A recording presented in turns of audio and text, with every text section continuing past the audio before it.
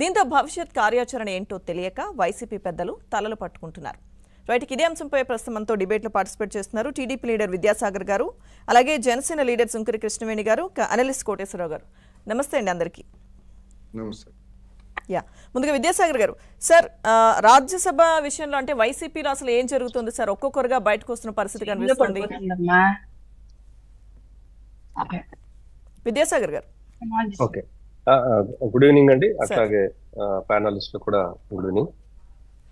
ఇది ఎప్పుడో 1 month నుంచి అనుకుంటున్న విషయమే కదండి. పార్టీ ఓడిపోయిన తర్వాత వైసీపీ చాలా మంది పార్టీని వీడతారు అన్న వాదన తెర ముందుకు వచ్చిన మాట వాస్తవం. కాకపోతే ఇందులో విచిత్రం ఏంటంటే చాలా ముఖ్యమైన మనుషులు ఏరి కోరి మరీ తీసుకొచ్చుకొని నెత్తి మీద పెట్టుకొని పదవులు ఇచ్చేటువంటి వాళ్ళు వెళ్ళిపోతున్నారు. కృష్ణయ్య గారు అయితే మరి తెలంగాణ నుంచి తీసుకొచ్చి ఇచ్చారు. తెలంగాణ నుంచి తీసుకొచ్చి ఇస్తే ఇప్పుడు నిన్న ఆయన ఏదో తెలంగాణ కాంగ్రెస్ పార్టీ వాళ్ళతో మల్లు రవి వాళ్ళతో ఏదో మీటింగ్ అయినట్టు కూడా ఉన్నారు ఆయన. సో ఇక్కడ ఏంటంటే ఆయన గమ్యస్థానానికి ఆయన వెళ్ళిపోయేదానికి రెడీ అయ్యారు. బట్ ఇంకా ఇందులో విచిత్రం ఏంటంటే వాళ్ళకి ఇంకా పదవీ కాలం చాలా ఉంది. పదవీ కాలాన్ని వదులుకొని వెళ్ళిపోవటం అన్నది ఇక్కడ సబ్జెక్ట్.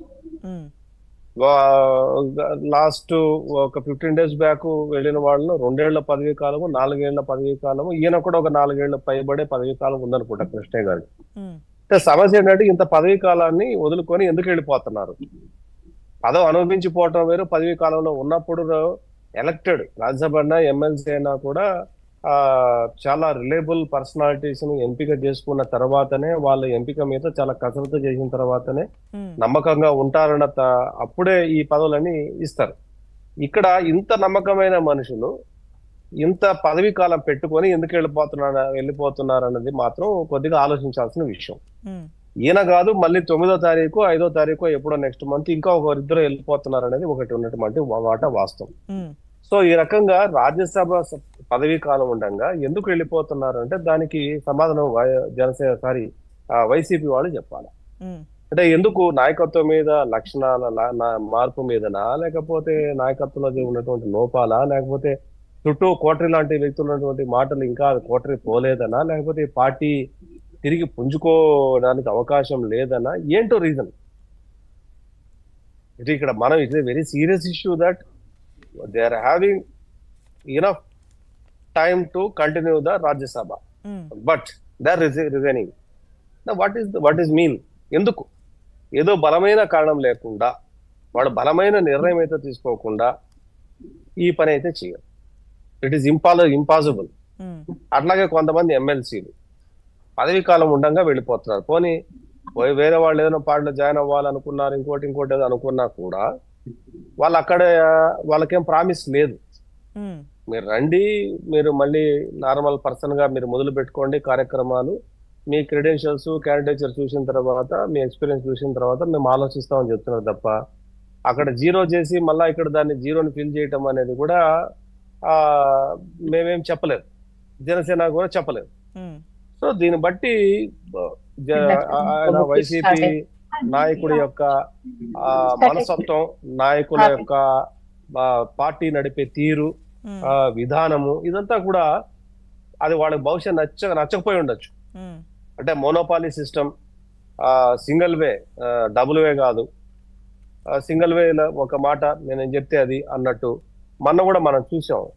బాలినేని శ్రీనివాస్ రెడ్డి గారు తర్వాత భాను గారు ఇద్దరు పార్టీ వదులుతుంటే ప్రెస్ మీట్ అప్పుడు ఏదో మాట్లాడుతుంటే పోనీ వాళ్ళు పోతే ఇంకోరు వస్తారు.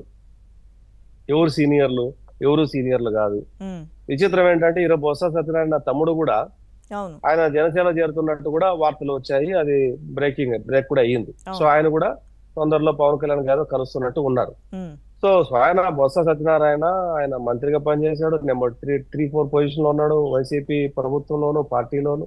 వాళ్ళ తమ్ముడు కూడా పార్టీలోంచి బయటకు వచ్చి అన్నమాట కూడా కాదని చెప్పి బయటకు వస్తున్నాడు. ఎందుకు రీజన్ ఏంటి అన్న దాని మీద మనం అనాలిసిస్ చేసుకుంటే యాజ్ యూజువల్ గా మనం అనుకున్నదే మోనోపాలీ మెంటాలిటీ, సింగిల్ వే, ఎదుటి వాళ్ళకి ఎవరికి అవకాశం ఉండదు మాట్లాడడానికి, తను చెప్పింది వేదం, తను చెప్పింది మాట, తను అనుకున్నదే కథ.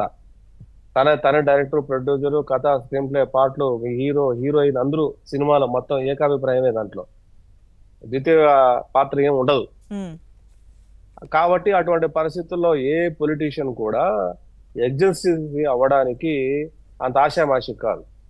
ఏ పొలిటీషియన్ కైనా, అది గల్లీ స్థాయి సర్పంచ్, ఎంపీటీసీ దగ్గర తీసుకొని ఎంపీ వరకు కంటెస్ట్ చేసే వాళ్ళకు కూడా వాళ్ళ ఇండివిజువాలిటీ వాళ్ళకు ఉంటది. అది ఆ పార్టీ ఈ పార్టీ అని కాదు, ఏ పార్టీ అయినా ప్రతి ఒక్క నాయకుడికి, ఒక మనిషికి ఒక వ్యక్తిత్వం అనేది ఉంటది. ఆ వ్యక్తిత్వం మీద దెబ్బ కొట్టే ప్రయత్నం చేసినప్పుడు ఖచ్చితంగా కొంతవరకు సహనం అనేది ఒకటి ఉంటది. ఆ సహనాన్ని ఏదైతే కోల్పోతారో ఆటోమేటిక్ గా వాళ్ళు తీసుకోవాల్సిన నిర్ణయం వాళ్ళు తీసుకుంటారు. పార్టీకి రిజిగ్నేషన్ చేసేస్తే in what way that person related to any political party? A command ఉండదు కదా వాళ్ళ మీద. They will become free birds. ఆ ఫ్రీ బర్డ్ అయినప్పుడు ఫ్రీ డిసిషన్ తీసుకుంటారు. బయటకు వచ్చేవాడు లోపాల గురించి మాట్లాడతారు, మనం చేసిన పాడు పనుల గురించి మాట్లాడతారు, మనం చేసిన వెద పనుల గురించి మాట్లాడతారు. కాబట్టి ఈ రోజు వాళ్ళు బయటకు వెళ్ళి మాట్లాడితే మీరు పదవులు అనుభవించారు కదా అంటారు. పదవులు అనుభవించింది ఒక యాక్సెప్ట్. బట్ ఇంత అంతర్గతంగా వాళ్ళు అంతర్మదనం చెందినది ఎవరికి బహిరంగ పరుచుకోలేరు కదా, వాళ్ళు చెప్పరు వీళ్ళు చెప్పరు కదా. సో అదేది బ్లోఅవుట్ అయినప్పుడే అలాంటివన్నీ కూడా జరుగుతాయి. పార్టీని వదిలిపెట్టేస్తారు, వాళ్ళు బయటకు వస్తారు, వాళ్ళ సొంత నిర్ణయాలు తీసుకుంటారు, వాళ్ళ అభిప్రాయ ప్రకారం వాళ్ళు పోయేది ఉంటది. కానీ ఇక్కడ విచిత్రం ఏంటంటే పదవీ కాలం పెట్టుకొని పోవటం అన్నది.